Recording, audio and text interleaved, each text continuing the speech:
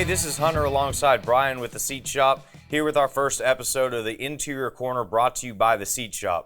The Interior Corner is meant to just give you some general information about different automotive interiors. Today we're going to dive into the different types and the reason behind perforations in the leather seat covers. The perforations are little holes, little pinholes that are in the leather, usually in the middle of the seat. Some vehicles have both a solid and perforated option.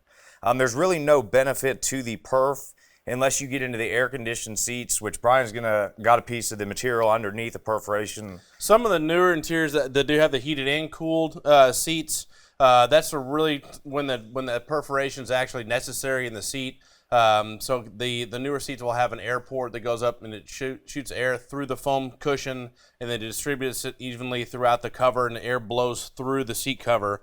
There's a particular foam backing that's sewn to the cover underneath the leather, so it's kind of like a real porous filter is kind of what it feels like, but it lets air blow through it, but it's got some structure to it. And so that way the air can blow through that, and then having the holes in the leather allows the air to continue to blow all the way through the leather to cool the seat or heat the seat. So the newer seats are going to have this style deal, and that's when the perforation is really necessary. Other than that, if you don't have the air-conditioned seats, the perforation really does nothing more than just aesthetics, just how it looks. One doesn't hold up really better or worse than the other. We get a lot of questions on people asking, hey, if I got perforated leather in my seats, but now they're torn up, would it be better to get the replacement with solid leather without the perforation? And to be honest, it really doesn't matter. We don't really see more seats torn up that are perforated versus being solid, so you might as well just match what's in your vehicle and match up with the seat top. If you're replacing just the bottom, just go ahead and get it to match up with the original. So in terms of with the perforation, there's also embossed leather. So there's a couple different models that are out there that have embossed leather, which is just going to be a design that's stamped into the leather instead of actually holes punctured through it. So there's a couple different types of embossed. We'll show you some close-up pictures of those and what those look like. But same thing, it's just aesthetics. There's no benefit to it other than just the way it looks and the texture that it forms in leather when they stamp it.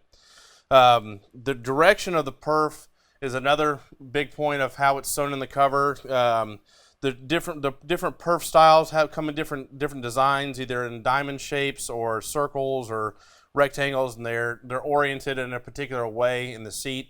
So when new covers are sewn up, they're sewn in a particular direction to match up with your factory. But that's one thing you'll look at too when you're putting your cover on. The perforation holes are going to have to go the correct direction when you're putting everything in. If you got any questions about your automotive leather interior, looking for a factory match replacement, that is the main business of what we do. Just getting it back to original. So vehicles already sitting in leather, we have factory match covers for those for the trucks and SUVs. Be sure to subscribe to us on Facebook and YouTube, and definitely like us on Facebook. That'll help get the word out. If you got any other questions, give us a shout, 214-710-2565, or visit us on the web at www.theseatshop.com. I think that'll work. I think that's pretty fucking solid right there.